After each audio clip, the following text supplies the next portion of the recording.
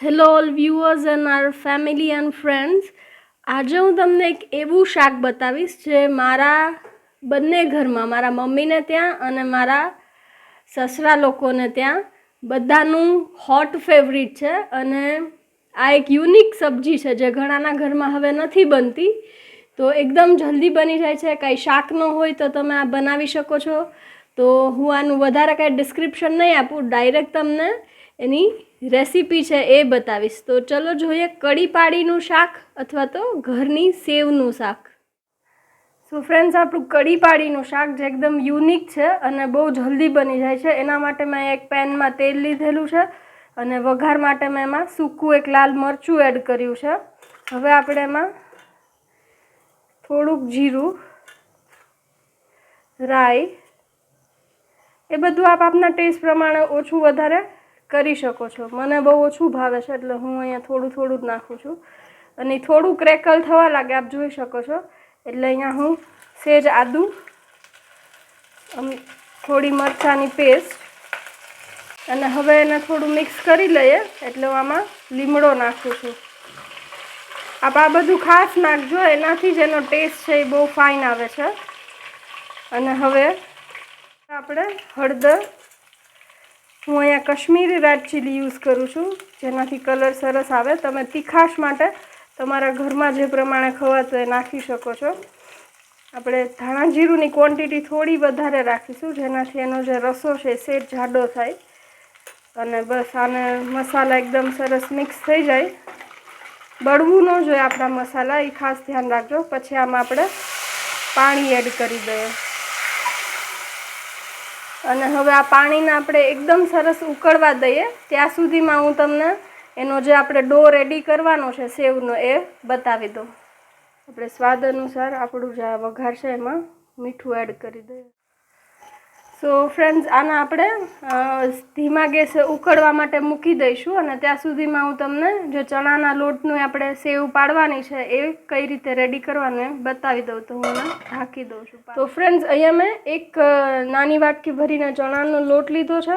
એમાં આપણે pinch of હળદર, સેજ જ ધાણા જીરું, સેજ મરચું અને સ્વાદ અનુસાર મીઠું આપણે એડ કરીશું. આમાં આપણે બીજા કાંઈ મસાલા એડ નથી કરતા. આપણે એને કોરું મિક્સ કરી લઈએ અને પછી આપણે પાણી નાખી અને મિક્સ કરીશું. પણ આમાં ખાસ ધ્યાન રાખજો કે આપણાની સેવ લાઈવમાં જ પાડવાની છે, એટલે જરાય પાતળું ન થવું જોઈએ. તો તમે એકદમ ધીમેથી લમ્સ ફ્રી આપણું જે ડો છે એ બનાવવાનું છે. એટલે પાણી બહુ જ ધ્યાન રાખીને આપણામાં નાખવું પડશે. બસ હવે આપણે આને સરસ મિક્સ કરી લઈએ.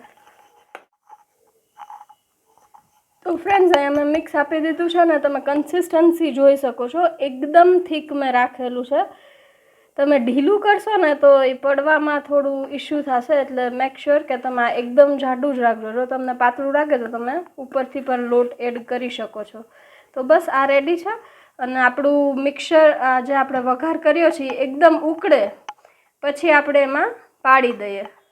તો ફ્રેન્ડ્સ, આપ જોઈ શકો છો કે આપણું જે શાકનું પાણી છે એ એકદમ જ ઉકળી ગયું છે. અને આવું જ ઉકળતું શાક હોય એમાં આપણે સેવ પાડવાની છે. આપ ધીમા પાણીમાં ના પાડશો.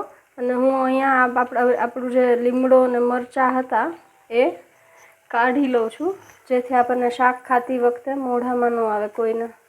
આ રીતે હું એને પહેલાં કાઢી લઉં છું. સો ફ્રેન્ડ્સ, આ એકદમ ઉકળે છે. એમાં આપણે જે તળવાનો જારો હોય, મેં નાનો જારો લીધેલો છે. તમારા ઘરમાં જે જારો હોય તમે યુઝ કરી શકો છો.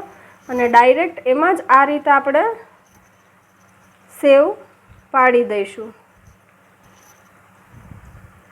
અને ઉકળતામાં જ ફ્રેન્ડ્સ પાડજો એટલે તરત જ એ જે આપણી સેવ છે બંધાઈ જશે. એકદમ સરસ એનો શેપ આવશે. આપ જોઈ શકો છો અત્યારથી જ કેટલું ટેમ્પટિંગ લાગે છે અને બહુ જ જલ્દી બની જતું આ શાક છે.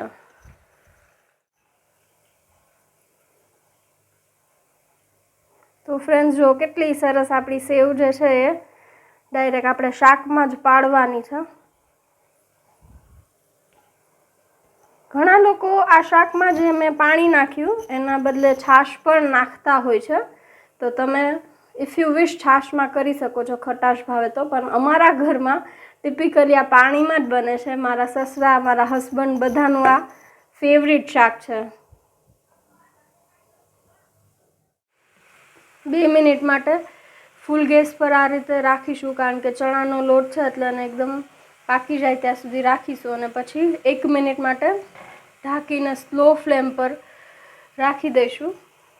તો આ સ્ટેજ પર હું હવે એને 2 મિનિટ માટે ઢાંકી દઉં છું. કઢી પાડીનું શાક, ઘરની સેવનું શાક છે એ રેડી છે. તો કંઈ બીજી વાતો કર્યા વગર આને મસ્ત ગરમા ગરમ સર્વ કરીએ. તો ફ્રેન્ડ્સ, આપણે આને ગરમા ગરમ જ સર્વ કરીએ, કારણ કે આપણે આમાં ચણાનો લોટ નાખેલો છે. તો એ નહીંતર એનો જે રસો કયો કે પાણી છે તેલ એ એકદમ પી જશે. તો તમારે જ્યારે જમવું હોય ત્યારે જ આપ આમાં આ સેવ છે એ પાડજો.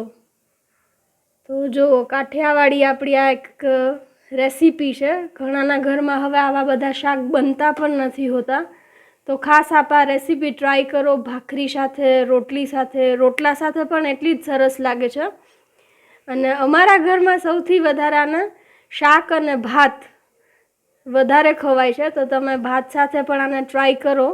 અને last but not the least, કોથમીર વગર તો આપણું કાંઈ પૂરું જ ન થાય. એટલે આમાં ઉપરથી આપણે કોથમીર મસ્ત ભભરાવી દઈએ. અને યસ, કઢી પાડીનું શાક જમવા માટે રેડી છે.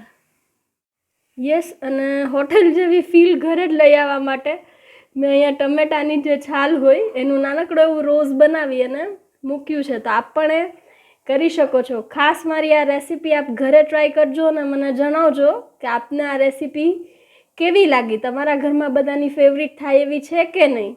So thank you for watching.